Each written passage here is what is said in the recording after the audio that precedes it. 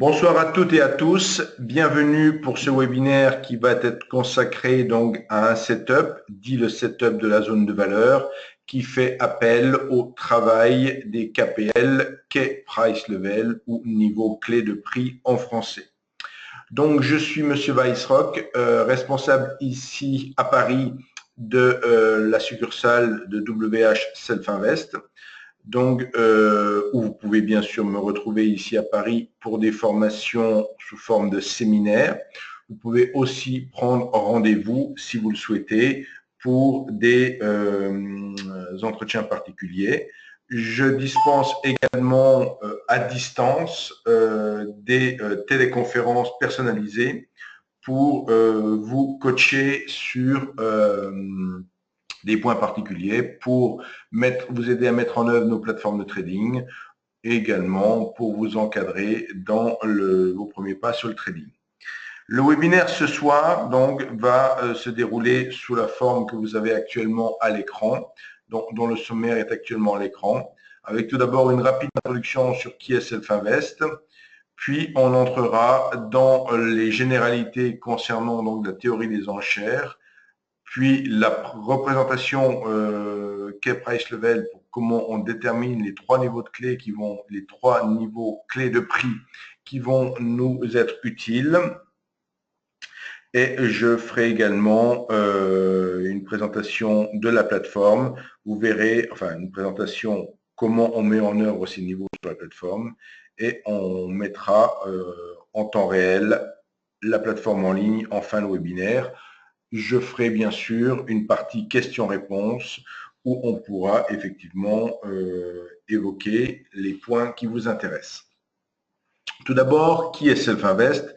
Self Invest est né en 1998 à son siège social au Luxembourg et depuis 1998 a ouvert progressivement des succursales dans différents pays, la Belgique, le Pays-Bas, l'Allemagne, etc., et la France, dont je suis, je l'ai dit, le responsable ici à Paris, rue de Berry, si vous souhaitez me rencontrer. Nous proposons deux familles de produits, donc une famille de produits de marché, qui sont les futurs ou les options, et une famille de produits de gré à gré au travers des CFD du Forex. Pour ces deux familles de produits, deux comptes différents sont nécessaires, et donc vous pouvez avoir l'un ou l'autre ou les deux. Et les banques dépositaires sont LCL pour les comptes France CFD Forex et Macquarie pour les comptes futurs. Le service est disponible 5 jours sur 7 en langue française dans 6 langues, j'aurais tendance à dire de 8h à 22h, et bien sûr en langue française. Voilà pour la présentation rapide de Self Invest. Bien sûr, si vous avez besoin d'autres précisions, vous les trouverez sur notre site internet où vous pourrez me contacter pour ce faire. Donc, on me disait à l'instant plus de son. Est-ce que le son est revenu? Tout est OK au niveau du son. Donc, je n'ai pas eu d'autres informations. Je voyais au niveau du chat qu'il y avait un petit souci de son. Donc, ce qui peut se produire, c'est que vous ayez une déconnexion de votre côté. N'hésitez pas. Yes, on me dit c'est OK pour le son. Le site Self Invest, qui est présenté sur la diapositive à l'écran, donc comporte 4 colonnes. Vous retrouvez dans les colonnes 1 et 2 les produits, comme je l'ai dit, CFD Forex pour les produits gré à gré et futurs. La nouveauté du site depuis un peu plus d'un an, c'est la rubrique numéro 6 ici, où vous avez la possibilité de retrouver des ressources en fonction du profil de trader. Donc, ce qu'il faut savoir, dans la colonne 3, on voit noter outils de trading. Au fur et à mesure des années, depuis 1998, de plus en plus d'outils ont été mis à disposition de nos clients et ça pouvait être difficile pour certains nouveaux visiteurs, voire pour des clients, d'identifier tout ce qui était mis à leur disposition. Pour ce faire, on a donc créé 25 pages thématiques que vous pouvez trouver au travers de la rubrique 6. N'hésitez pas, il s'agit d'un diaporama. Vous pouvez donc bouger avec les petites flèches à droite et à gauche pour afficher les 25 situations et tomber sur des pages qui vous sont susceptibles de vous intéresser et qui vont vous décrire, donc, si je prends l'exemple là au niveau du point 6, faire du scalping, vous cliquez sur cette page et vous obtenez toutes les ressources qu'on met à votre disposition pour le profil de scalper.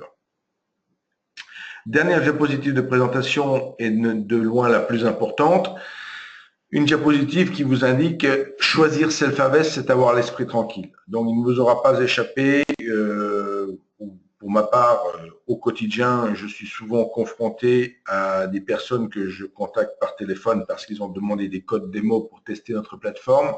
Et bien souvent, ils m'indiquent qu'ils ouvriraient bien un compte chez Self-Invest, mais que pour l'instant, ils cherchent à récupérer de l'argent chez un intermédiaire où ils ont déposé de l'argent et où ils ne peuvent pas le récupérer.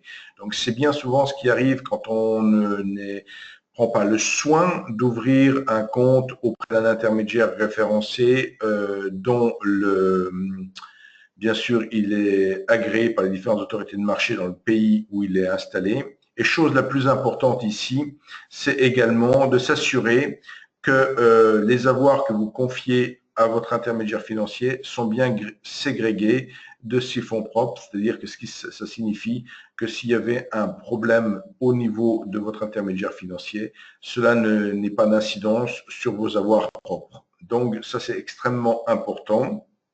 Donc, tout cela est résumé sur cette diapositive.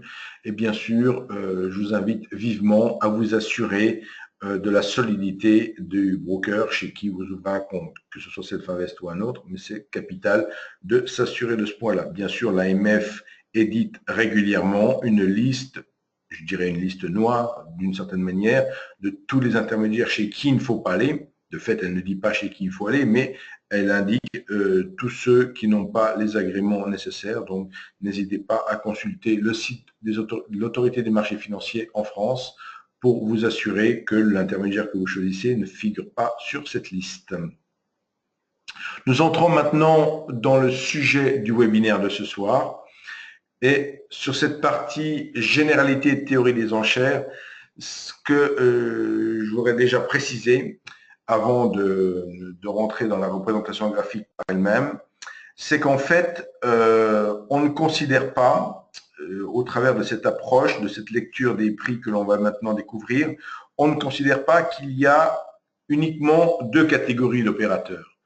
On ne dit pas il y a des baissiers, il y a des haussiers. C'est vrai que habituellement, on entend dire il y a des acheteurs, il y a des vendeurs, où le prix est le résultat de la confrontation entre l'offre et la demande. Tout ça est un peu vrai, bien sûr, mais ce qu'il faut considérer ici, c'est qu'il y a deux catégories d'acteurs, et pour les séparer, il suffit de considérer que c'est l'unité de temps jour, ce qui signifie que tous les opérateurs en bourse qui interviennent sur une unité de temps inférieure à la journée, donc on va dire que ce sont les locaux, et tous les autres, tout simplement, on va dire c'est les autres opérateurs, que vous soyez au jour, à la semaine, au mois, swing trader, investisseur long terme ou autre, ce sera les autres opérateurs.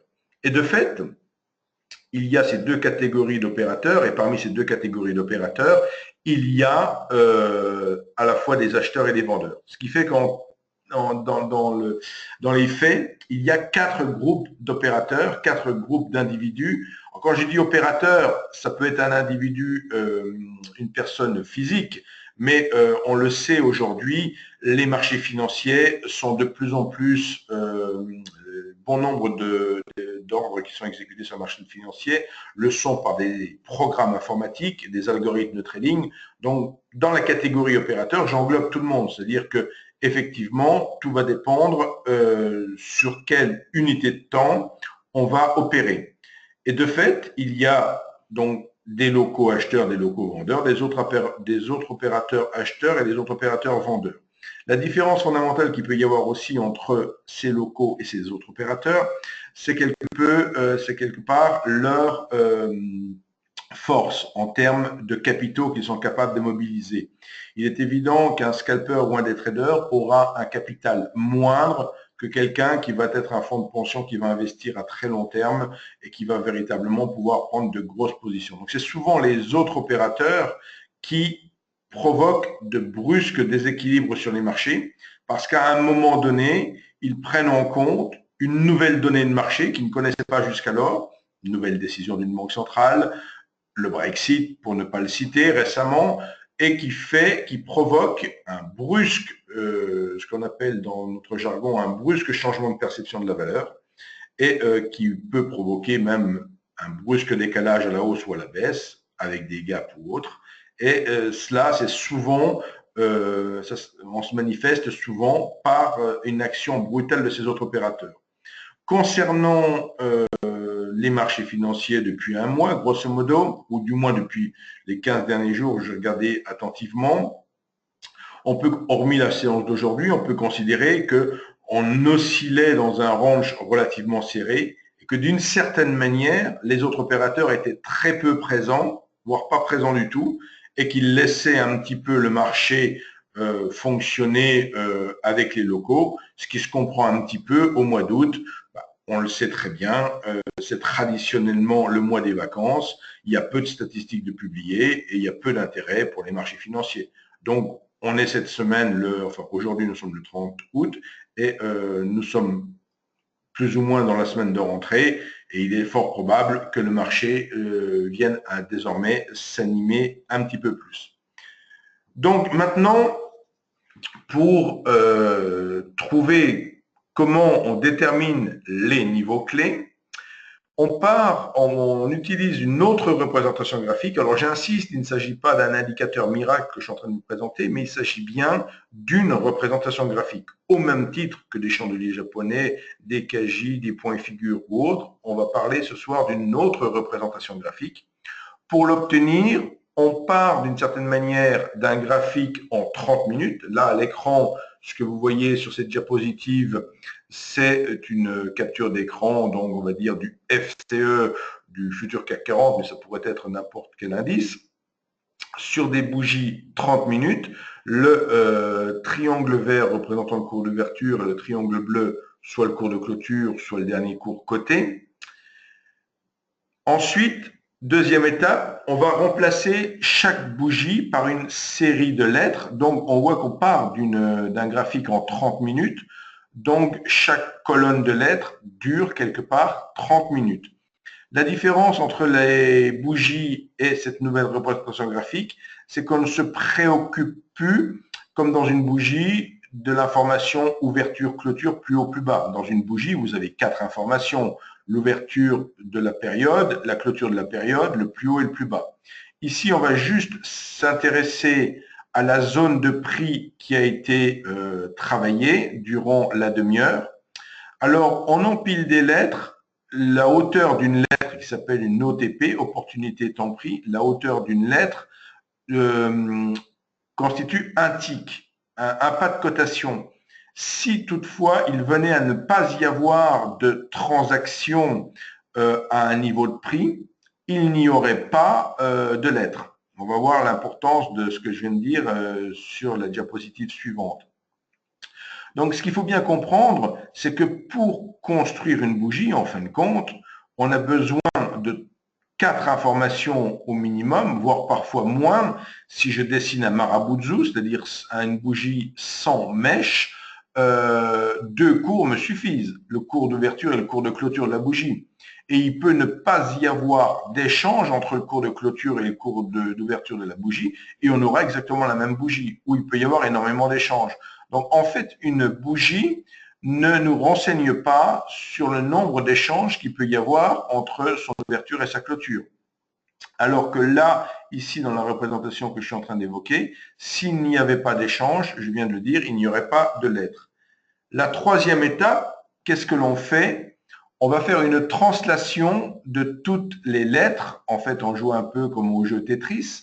On va déplacer, translater de droite vers la gauche toutes les lettres et forcément tout va s'empiler. Où il n'y avait qu'une lettre, comme tout en haut ou tout en bas du profil, on n'aura qu'une seule lettre.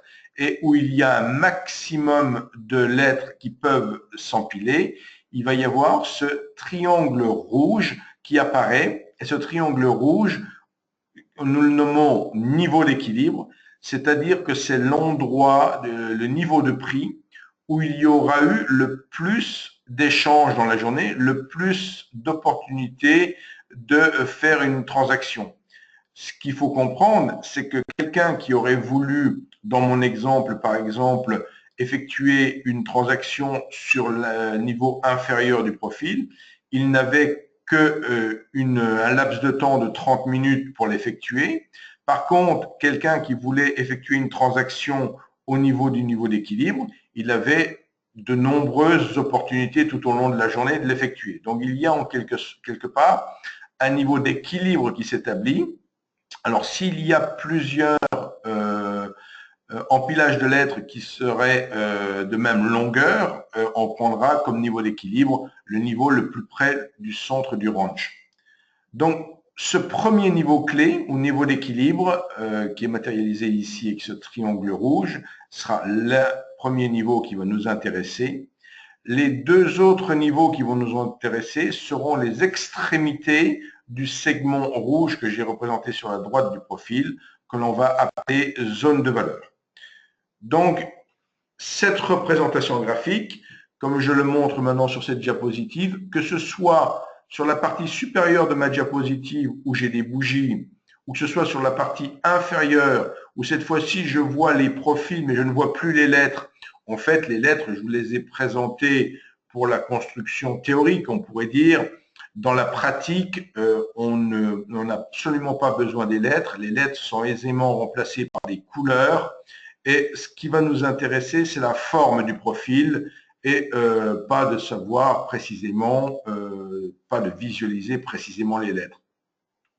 Donc sur ce profil, 3 niveaux vont nous intéresser plus particulièrement. Ce niveau d'équilibre qui est représenté par ce triangle rouge et les extrémités du segment rouge qui représentent 70% des échanges centrés sur le niveau d'équilibre. Les autres éléments que l'on représente sur le profil sont le niveau d'ouverture avec le triangle vert, le niveau de clôture ou le dernier niveau coté si on affiche un profil en cours de séance qui est le triangle bleu. Et enfin, le segment bleu sur la gauche du profil représente la première heure de cotation. Donc la première heure de cotation sur futur entre 8h et 9h. Donc ce qu'on nomme l'initial balance. Donc cet IB qui sert également beaucoup dans la lecture des prix que l'on va maintenant voir.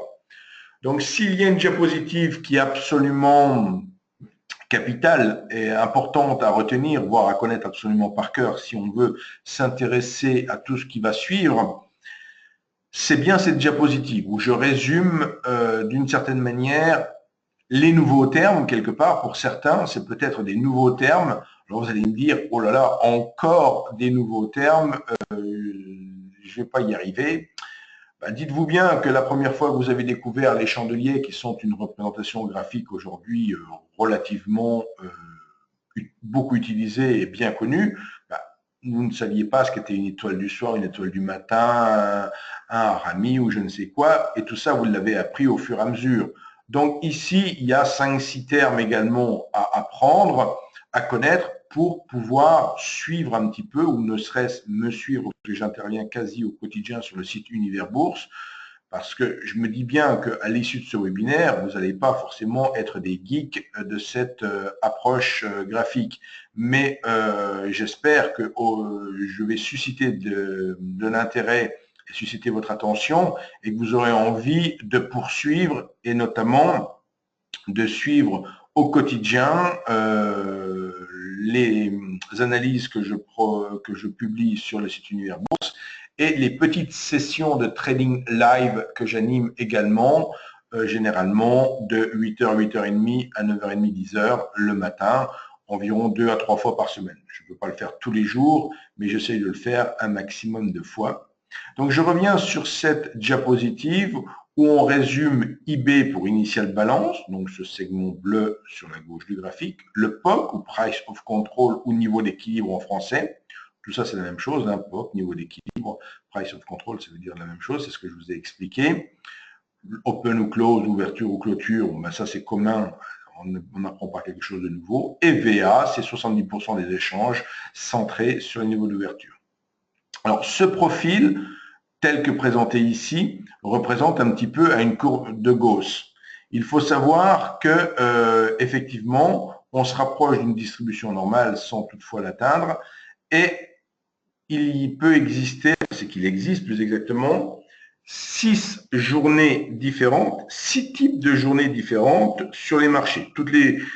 Alors ça, c'est une donnée très importante, c'est-à-dire que chaque journée en bourse, vous l'avez peut-être déjà remarqué avec d'autres approches, mais toutes les journées ne se ressemblent pas. Parfois on dit, tiens, c'est une journée orange. Parfois c'est une journée très directionnelle, en tendance ou autre.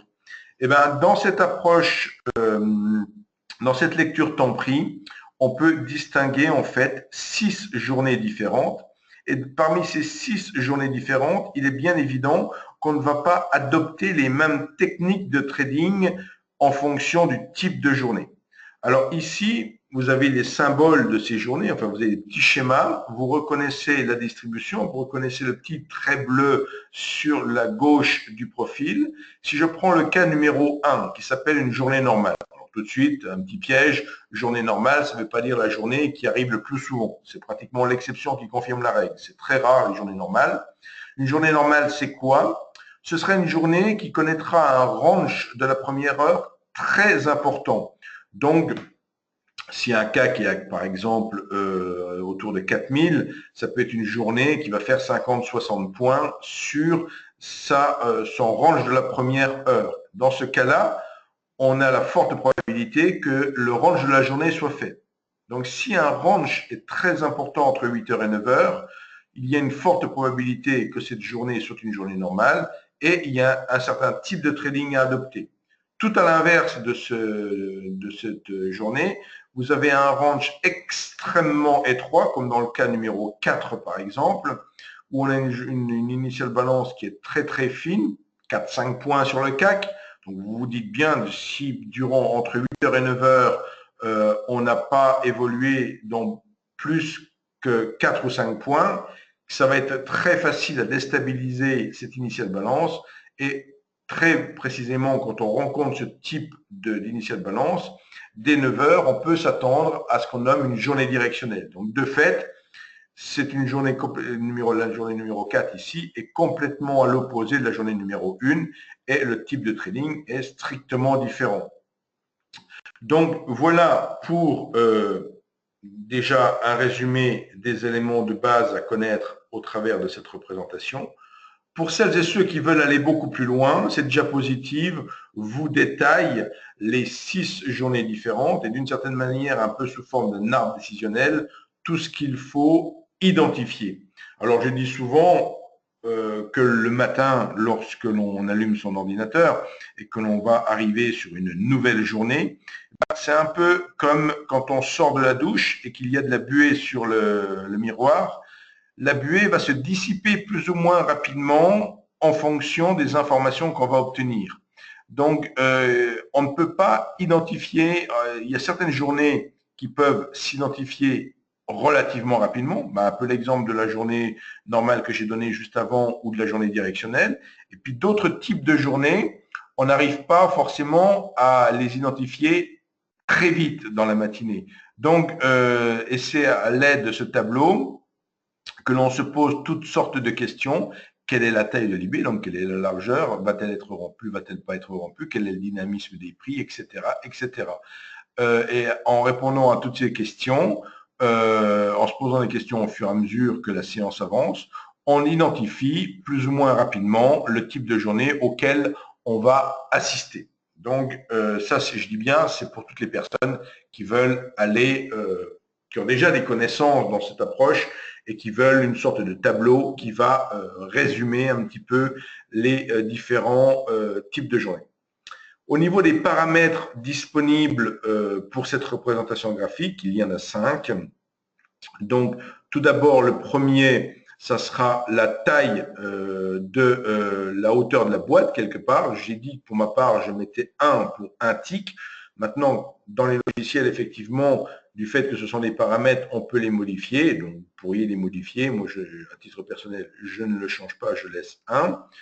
Pour le deuxième paramètre, c'est le choix de dire je veux le profil pour une ou plusieurs journées. Là, ça peut avoir un intérêt de changer ce paramètre si on veut faire des profils composites sur plusieurs séances. Je reprends l'exemple récent de ce qui s'est passé sur les marchés depuis la mi-août. on est resté dans un range relativement serré. Ça peut être intéressant, effectivement, de faire un profil composite sur plusieurs séances pour identifier le niveau d'équilibre composite sur ces plusieurs séances. On en verra un peu plus loin l'intérêt de ces fameux niveaux d'équilibre. Ensuite, le troisième paramètre, c'est si on veut le profil comprimé ou non comprimé. Donc, quand le profil comprimé, c'est 0, et non comprimé, ça sera 1. Le profil non comprimé, c'est ce que je vous ai montré tout au début, la transition entre le graphique en bougie 30 minutes et la construction de cette lecture temps pris. Ensuite, le quatrième paramètre, c'est la possibilité de jouer sur le pourcentage de la zone de valeur. Et le dernier paramètre, ça sera le paramètre qui détermine la durée de l'initial balance. Alors, habituellement, cette représentation se met en graphique 30 minutes. Comme j'ai dit, dans tous les cas de figure, l'initial balance dure 1 heure. Alors, si je mets du 30 minutes, forcément, je vais mettre 2 en paramètres. Si maintenant, je mets, par exemple, 1 minute, ben, je mettrai 60 en paramètres. Hein, donc, pour toujours avoir 1 heure sur l'initial balance.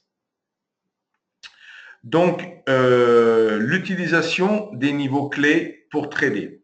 Juste avant de parler du setup qui va nous occuper, qui nous occupe sur ce webinaire, pour vous aider quelque part et pour ne pas vous obliger à, dans un premier temps, parce qu'effectivement, observer et avoir les réflexes et l'habitude avec la représentation temps pris inférieure là, sur la partie inférieure de la diapositive et de bien familiariser à ça, je ne vous cache pas qu'on n'y arrive pas en 1 ou 2 semaines. C'est pas toujours évident de bien reconnaître ces niveaux clés au travers de cette représentation. Pour vous aider, au travers de notre plateforme, on a choisi donc de représenter ces niveaux clés, sur les chandeliers eux-mêmes. Donc, ce qui est important de savoir, dans l'exemple que je prends ci-dessus, c'est que la journée du 24 juin, dans cet exemple, ce sont bien sûr les niveaux clés du 23 qu'on va reporter. Donc, on reporte les niveaux clés d'une journée, donc ce soir à 22 heures, on disposera des 3 niveaux clés qui vont nous être utiles à partir de 8h00 demain matin. Donc, ces 3 traits horizontaux sont traçables dès 22 heures et disponibles dès 8 heures le lendemain matin. Donc, c'est un peu sur le principe, enfin, c'est pas sur le principe, mais je veux dire, ça fait penser peut-être au concept des points pivots qui ont une autre formule de calcul, mais qui sont un peu représentés sur le graphique de la même manière. Donc, vous voyez, c'est l'idée de disposer sur le graphique de ces 3 niveaux clés, donc qui représentent le niveau d'équilibre et les 2 petits traits fins rouges qui représentent les extrémités de la zone de valeur. Donc, pour ce qui est du setup de la zone de valeur, alors en fait, ce qu'il faut bien comprendre, c'est que par zone de valeur, on entend 70% des échanges qui sont centrés, qui sont centrés autour du niveau d'équilibre. Ça veut dire que, grosso modo, c'est vraiment la valeur qui est acceptée par les prix pour une journée donnée. Donc, on peut avoir pendant plusieurs séances de suite une valeur qui reste sur des niveaux, sur des plages de prix voisines. Et le setup dont on va parler maintenant, il n'intervient que si l'ouverture donc de la séance du lendemain se fait à l'extérieur de la zone de valeur de la veille. Donc, comme je dis bien, la zone de valeur d'aujourd'hui sera arrêtée à 22 heures et on saura dès 8h00 si l'ouverture du marché intervient ou pas à l'extérieur, soit au-dessus de ce qu'on va appeler la VAH, VA height, donc la zone de valeur supérieure ou la zone de valeur inférieure pour ces 2 traits rouges. Si elle intervient au-dessus ou en dessous, là, on se posera la question, est-ce que le setup de la zone de valeur peut entrer en action ou pas. En fait, ce qui se passe, c'est que si durant une journée donnée, vous avez une majorité d'échanges qui se fait autour de ce niveau d'équilibre, et si le lendemain, on remet en cause complètement cet état de marché, il peut se produire deux choses, où la remise en cause est effective et on va déséquilibrer. On verra que c'est ce qui s'est passé ce matin. Ce matin, sans le faire exprès, bon, j'ai regardé quand même le marché aujourd'hui pour vous parler de quelque chose de très récent, mais ce matin, le niveau d'ouverture, on le verra sur une prochaine diapositive, le niveau d'ouverture de la séance d'aujourd'hui sur Futur CAC 40 s'est effectué pile poil au niveau de la bande supérieure de la zone de valeur d'hier. Donc tout de suite, on s'est dit, est-ce que la zone de valeur va être réintégrée? Est-ce que justement on ouvre sur la bande supérieure, on va réintégrer la zone de valeur? Ou est-ce que vraiment on va changer de perception de la valeur et on va progresser? Et on verra bien sûr que c'est ce qui s'est produit, c'est ce qui a progressé. Mais chaque jour, on se pose la question. De fait, si on a l'ouverture qui se fait à l'extérieur, dans le cadre de ma diapositive ici, sur l'exemple du 17 juin ici, l'ouverture s'était faite au-dessus de la VA de la veille et on réintégrait la VA, on avait un signal d'entrée short et l'objectif de sortie du trade, sortie short, et à l'extrémité de la VA à l'opposé. Si j'ai choisi cette diapositive du mois de juin 2015, c'est parce que de manière assez surprenante, la zone de valeur, enfin ce setup s'est déclenché 2 jours de suite. On voit que de par la règle pour qu'il puisse se déclencher, qu'il faut une ouverture à l'extérieur de la VA de la veille, c'est pas tous les jours que ça se produit. Donc c'est 4-5 fois par mois, 4-5-6 fois. Je vous produirai des statistiques juste un peu plus loin. Donc c'est pas tous les jours, c'est pas un setup qui va se produire tous les jours. Par contre, lorsqu'il se produit, ça peut être intéressant de se poser la question. Donc dans un sens, dans le sens que j'ai pris, si on ouvre sur la partie au-dessus de la VA supérieure, on se posera la question d'une entrée short si on réintègre la VA. Et dans le cas inverse, si c'est une ouverture inférieure, comme c'est pour les 18 ici, inférieure à la VA, si on réintègre, on a une entrée longue. Le stop se trouve à la borne opposée de l'initial balance. Donc, dans le cas du 17, là, on n'avait pas été stoppé. Dans le cas du 18, on a été stoppé, mais on a eu une deuxième possibilité d'entrée longue. Et la deuxième fois, on a réussi le setup. Avant de parler statistiques, de mettre la plateforme, de répondre à vos questions, alors sur le DAX, 8h à 9h, me pose-t-on la question, 8h également. Donc pour tous les futurs européens, 7 à 8h, de 8 à 9, l'initial balance. Pour les futurs US, c'est de fait de 14h30 à 15h30.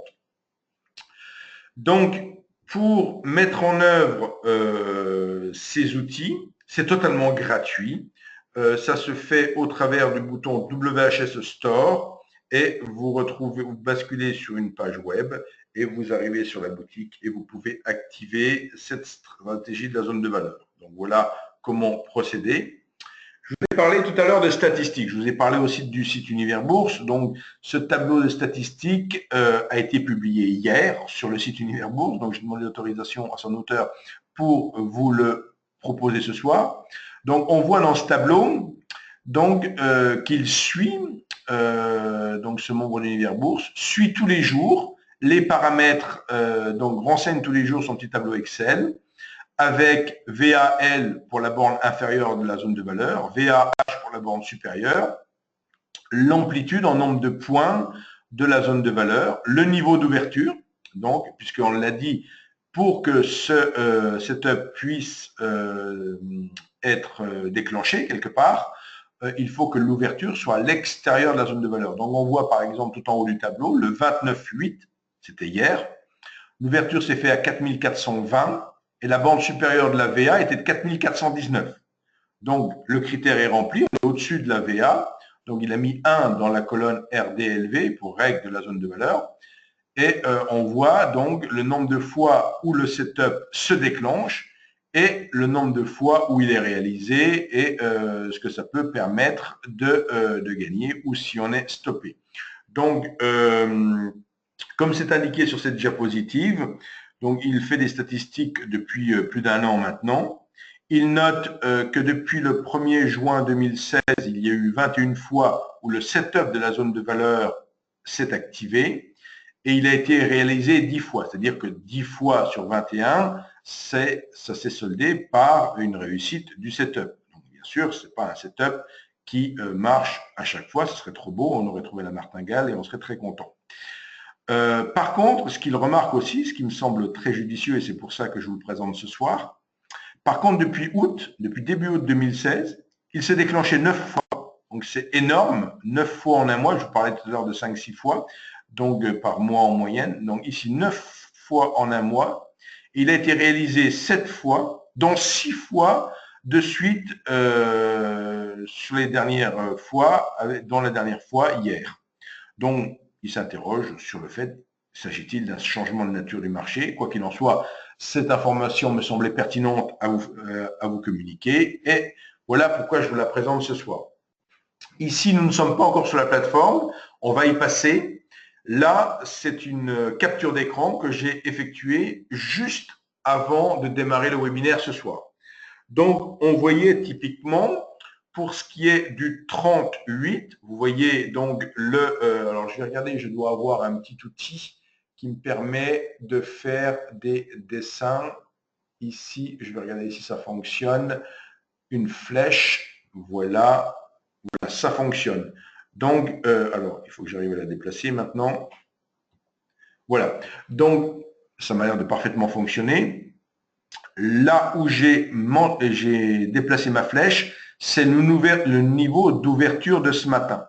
Donc, il était intéressant de noter qu'on ouvrait là au niveau de la borne supérieure de la VA d'hier et que l'on pouvait se dire, est-ce qu'on va vraiment s'extraire de la VA ou pas? On voit que l'initial balance, le trait bleu, s'est appuyé sur la borne haute de la VA de la veille. Donc, on a tout de suite enchéri. Et ce qui s'est produit ensuite, on voit ici quelque chose que je ne vous ai pas parlé, mais c'est, vous voyez, quelque chose de très peu épais, ce qu'on appelle des single print, simple impression. C'est un endroit où on n'a pu empiler qu'une seule lettre. Et donc, ça veut dire quoi? Ça veut dire qu'en moins d'une demi-heure, les prix ont décalé rapidement au-dessus de 4450 et qu'ils ne sont jamais revenus durant la séance rechercher le niveau, revenu dans l'initial balance et rechercher ce niveau. Donc, ce n'est pas un gap, mais ça peut en avoir un peu l'esprit. D'une certaine manière, ça décale rapidement, on passe rapidement d'un niveau de prix à un autre. Et en fait, ce qui s'est passé, c'est qu'on est venu, pour la séance d'aujourd'hui, sur le futur CAC 40, installer un niveau d'équilibre autour de 4464, donc nettement supérieur aux 4432 qui s'était fait hier. Et on voit donc qu'on est également sorti du range dont je vous parlais. Donc, il y a eu manifestement une nouvelle qui a motivé les opérateurs pour, d'une part, ouvrir sur le plus haut de la veille d'hier et poursuivre ce décalage à la hausse. Si je prends maintenant la journée d'hier, donc la journée du 29, où notre membre de l'univers bourse mentionnait que nous avions eu la règle de la zone de valeur, vous voyez qu'effectivement, l'ouverture s'est effectuée au-dessus de la VA de la veille et, hasard ou pas hasard, les prix sont allés chercher pile poil un tout petit peu en dessous de la zone de valeur de la veille. Donc, quelqu'un qui aurait shorté le niveau des 4419 pour se racheter sur le niveau des 4390, c'est ce que proposait ce setup, ben, aurait réussi son trade de ce côté-là. Maintenant, évidemment, d'autres exemples, si je prends l'exemple du 24, donc le 24, on ouvre nettement sous la VA du 23, et on réintègre la VA après 9 heures ici. Donc, ça revenait à acheter au niveau où je me situe ma flèche maintenant et de fait à sortir de l'achat à ce niveau-là. Donc, vous voyez que ce n'est pas toujours des trades qui vont aller prendre toute le range de la journée, bien entendu, hein, puisque le trade consiste, ce setup consiste à rentrer, dans l'exemple que je viens de donner à l'instant pour le 24-8, à rentrer à l'achat sur la borne inférieure de la VA pour en sortir sur la borne supérieure. Vous voyez l'intérêt de... par contre, le 25, il n'y a pas de setup de la zone de valeur puisque l'ouverture se fait dans la VA de la veille. D'accord? Tout comme le 26, on ouvre également dans la VA de la veille. Vous voyez le principe de cette notion, bien sûr qu'il n'y a pas le setup qui se déclenche tous les jours. Alors, on peut, alors attendez, je ferme ceci, voilà. La diapositive suivante, on me pose souvent la question, est-ce que l'on peut appliquer ça au CFD ou au Forex? Il faut savoir que certains CFD ont des plages horaires qui dépassent la plage du futur, donc il faut utiliser un filtre pour supprimer les plages horaires superflues, aurais-je tendance à dire, pour coller au futur. En ce qui concerne le Forex, habituellement le Forex tourne 24 heures sur 24. À titre personnel, je n'utilise pas du tout cette approche sur le Forex. Une piste, si vous vouliez l'utiliser, il faudrait potentiellement découper les 24 heures en 3 séances de 8 heures, la zone Asie, la zone européenne et la zone US, pour dire de faire un petit peu 3 profils de séances. Vous voyez, ce serait peut-être possible. À titre personnel, je ne l'utilise pas. Pour aller plus loin et avant de vous mettre la plateforme en ligne, pour aller plus loin, vous pouvez trouver d'autres ressources sur le site Univers Bourse. Donc, il y a 13 petites fiches que vous allez retrouver par le chemin que je suis en train de vous indiquer sur cette diapositive au niveau de l'onglet « Apprendre ». Vous pouvez trouver ces ressources. Vous pouvez me retrouver au travers d'une file de discussion quotidienne sur le site Univers Bourse, comme l'indique cette diapositive. Avant de mettre la diapositive, un petit mot sur une offre en cours que nous prolongeons jusqu'au 30, excusez-moi, j'ai été trop vite, que nous prolongeons jusqu'au 30 septembre pour toute ouverture de compte. Nous offrons, alors pour toute ouverture de compte, nous offrons aux nouveaux clients le livre des règles fortes, mais nous offrons aussi à la personne qui est susceptible de le parrainer le même livre. Donc voilà. Pour me contacter à l'issue de ce webinaire, vous allez bien sûr avoir mon email puisque je vous ai dit que j'allais vous adresser les diapositives. Mais si vous me regardez ou m'écoutez pardon sur la chaîne YouTube au travers de la vidéo, vous avez ici mon email pour m'écrire ou mon numéro de téléphone professionnel pour me contacter directement sur le 06 et on peut se croiser également sur Univers Bourse. Je vous ai indiqué donc que l'on passerait maintenant sur la plateforme. Donc, je vais basculer sur la plateforme un petit instant. Alors, voilà. Je lance de mon côté la plateforme et je vais être à vous tout de suite. Alors, si vous avez des questions, vous pouvez d'ores et déjà les saisir dans la petite fenêtre chat du logiciel webinaire et je répondrai bien entendu à toutes vos questions. La plateforme s'ouvre et je vais relancer la diffusion. On y arrive. Voilà qui est fait. Je relance de mon côté la diffusion. Vous devez maintenant voir la plateforme. Donc, pour ce qui est de la représentation, alors ici, sur la partie supérieure, je mets plein écran alors j'enlève ces petits canaux là, effectivement. Hop, faut pas où. Voilà, donc effectivement, tout ça, j'enlève. Ici, on a une représentation en bougie, que vous connaissez forcément. Vous retrouvez les fameux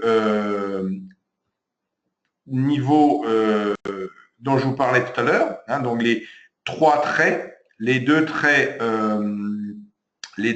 qui représentent donc la zone de valeur. Vous voyez que c'est extrêmement intéressant et parfois extrêmement pertinent. regardez l'ouverture d'aujourd'hui. Alors, je suis en train de faire une flèche. Je vais agrossir ma flèche comme ceci. Voilà. Regardez l'ouverture d'aujourd'hui que je matérialise ici. En fait, je disais que c'était une flèche, mais voilà, pardon. Je disais que c'est une flèche, mais j'ai oublié de mettre la pointe de la flèche. Coup de malchance. De fait, ma flèche est encore à l'envers. Décidément, les joies du direct. Donc, je dis bien, mon niveau d'ouverture est ici. Et regardez comment ce qui se passe après l'ouverture. Chaque bougie fait bien 30 minutes. On a une prise d'appui en quelque sorte sur la bande supérieure de la VA et on ne réintègre jamais la VA. Et véritablement, il y a un rejet de la valeur qui a été acceptée hier et on vient établir un nouvel équilibre plus haut. Si maintenant, j'ouvre ici pleinement ce que j'appelle mon graphique temps prix, que je zoome les dernières séances comme ceci, vous voyez, les différents profils, voilà. Donc, voici ici les différents profils. Vous voyez que le niveau d'équilibre dont je vous parlais tout à l'heure de 4464 est resté grosso modo autour de 4463, 4464 ici. Et donc, on établit un équilibre nettement supérieur aux équilibres qui étaient tous même compris entre les 4390 et 4440 sur les dernières séances. Donc, il y a vraiment eu aujourd'hui une remise en cause, quelque part, de la valeur qui était acceptée durant les précédentes séances. Alors après, on peut aller chercher l'information. Ça peut être une déclaration d'une banque centrale, ça peut être un changement de taux, enfin, peu importe l'information. Il y a eu un changement, on va dire, on est on est mardi, peut-être que hier, Londres était fermé. Aujourd'hui, les opérateurs sont tous de rentrée et ils se sont dit, on va y aller à la hausse. Après, peu importe, moi, tous les jours, lorsque je me mets sur le marché, je ne raisonne pas le marché. J'observe ce qui se passe, je suis très attentif et effectivement, lorsque l'on ouvre, effectivement, comme ce matin, sur un niveau très critique, et d'ailleurs, c'était tout aussi critique hier, hein, puisque on ne le fait pas exprès tous les jours, mais regardez l'ouverture hier, la zone de VA supérieure était à 4419, on a ouvert à 4420. Quand ça se produit, effectivement, on est ultra attentif. Et pour la journée d'hier, ce qui s'est produit dans les faits, c'est qu'on est d'abord parti chercher un niveau à la hausse avant d'être rejeté à la baisse et de réaliser ce setup de la zone de valeur pour la journée d'hier. Donc, j'ai toujours pas de questions. Donc, n'hésitez pas à me poser des questions où tout est clair, où je vous ai endormi. C'est l'une ou c'est l'autre. Donc, sur le DAX ici, j'ai la même chose sur le DAX. Hein, je peux réaliser la même chose pour bien comprendre. Donc, ce qui peut être intéressant, c'est que même sur le DAX, on voit un peu le même phénomène. Hein. On a eu également une ouverture peut-être plus haussière. Alors, ce que je fais souvent sur le site Univers Bourse, c'est que je fais en même temps un travail de force relative. C'est-à-dire que je compare toujours le CAC et le DAX et je vais systématiquement prendre les longs sur l'indice fort et les shorts sur l'indice faible. C'est-à-dire que j'essaie d'identifier qui des deux indices est le plus fort. Et là, si je voulais poser la question, vous voyez, regardez bien ce qui s'est passé. Là où on ouvrait de manière tangente le cours d'ouverture par rapport à VA supérieur d'hier, regardez, le cours d'ouverture du DAX ce matin et au niveau de la clôture est sur le sommet du profil. Donc le DAX était plus fort ce matin que le CAC. Regardez où on est en temps réel actuellement. On est à 10 663, 62, 62, ça bouge en permanence, 10 662. On est au-dessus du niveau d'équilibre de la séance. Regardez maintenant où on est au niveau du CAC. On est en dessous du niveau d'équilibre. Vous voyez? Donc, cette information de force sur la séance est encore présente maintenant. Donc, quelque part, lorsque l'on a une opportunité, un signal d'achat on va se porter sur l'indice fort, et lorsque l'on a un signal de vente, on va se porter sur l'indice faible. Ça ne veut pas dire que simultanément, on achète l'un et on vend l'autre, hein, c'est pas ça. C'est-à-dire qu'en fonction des signaux, bien souvent, quand on a un signal d'achat, on l'a pratiquement sur les deux indices en même temps, mais on va privilégier de faire les longs sur le fort et les shorts sur le faible. Et en procédant de cette manière, vous vous retrouvez à gagner plus parce que l'indice fort progressera toujours plus que l'indice faible. Et vice-versa, l'indice faible chutera toujours plus que l'indice fort. Donc, ce petit travail de force relative, je l'effectue également en direct généralement sur le site Univers Bourse. Alors, pour préciser tout cela, ce matin était une journée particulière, je n'avais pas la possibilité de faire du trading. Néanmoins, hier soir, j'ai posté une analyse sur le site Univers Bourse que vous pouvez retrouver si vous allez sur le site maintenant, qui se nomme CAC, toujours prisonnier de son range. C'était le cas lorsque j'ai posté l'analyse, d'accord? Donc, j'ai mis un graphique traditionnel en bougie, 30 minutes, et un graphique temps pris ici, où je mettais en évidence deux niveaux d'équilibre très intéressants et très importants. Donc, c'est ce qui est souvent à remarquer. Les niveaux clés offrent bien souvent des confluences entre eux. On voit ici sur la zone supérieure, A, B, C, D sont alignés et représentent à chaque fois des niveaux clés. De la même manière, les niveaux inférieurs E, F, G, H, I représentent eux aussi une confluence de niveaux clés. Chaque analyse est associée à une file de discussion. On peut accéder à la file de discussion avec le bouton « Réagir sur le forum » qui est disponible ici.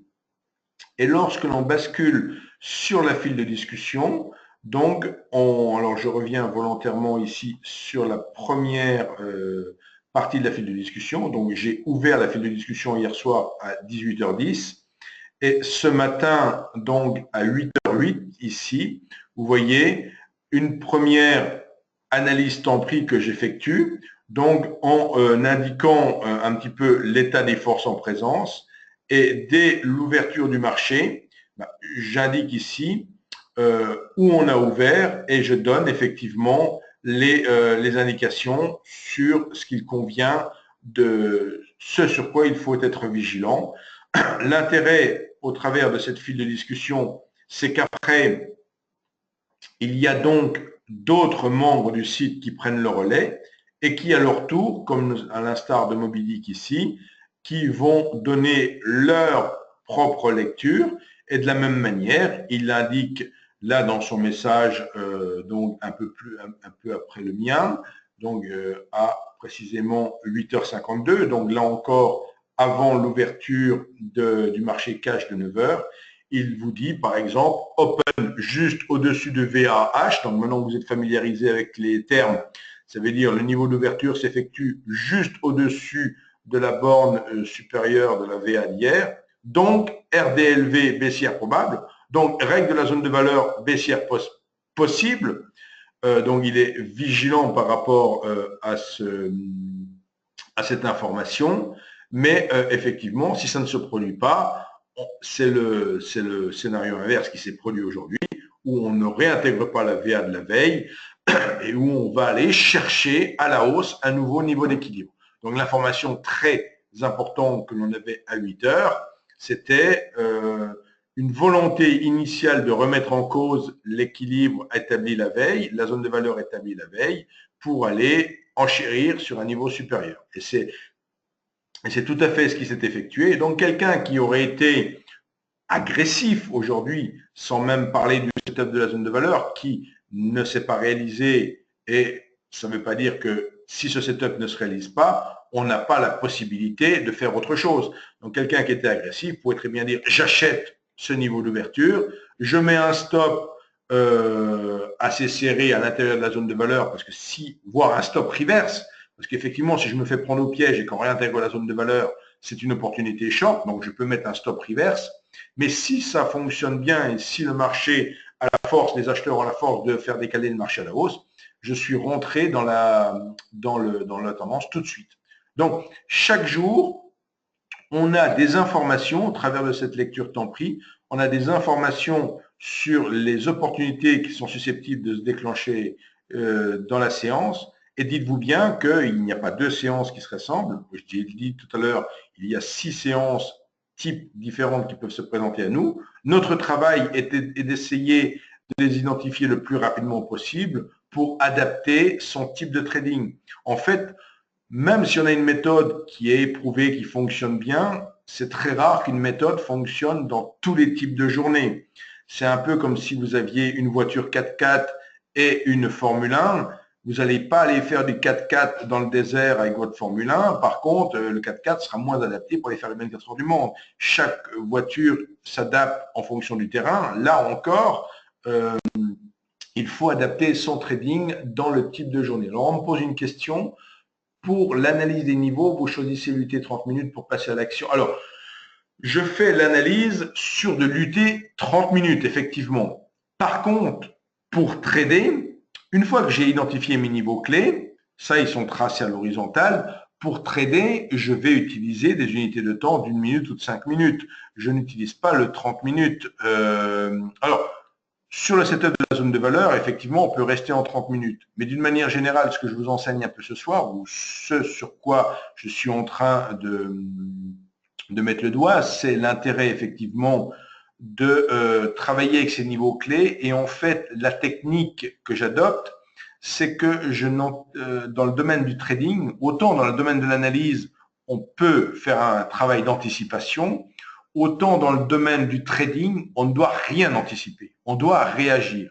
Donc, je réagis avec les prix. Ce matin, on ouvre sur un niveau très précis et qui attire énormément notre attention à partir du moment où on connaît un peu cette lecture temps pris. Donc, on est l'arme au pied, on est le doigt sur la gâchette, on se dit, oh là, on ouvre là, qu'est-ce que je fais? Je suis prêt à faire quelque chose, donc je vais réagir en même temps que les prix. Et si les prix sont rejetés un peu à la hausse, je prends l'hypothèse qu'effectivement, on ne va pas réintégrer ma zone de valeur et qu'on va peut-être enchérir beaucoup plus haut. Et là, je peux prendre un long. Mais si par exemple, demain matin, si on revient maintenant sur la séance, je ne vais pas dire que je vais faire l'analyse de demain tout de suite, mais pourquoi pas? En fait, pour demain, qu'est-ce qui va se passer? La première chose, alors là, je suis sur le DAX, mais que je sois sur le DAX ou sur le CAC, peu importe.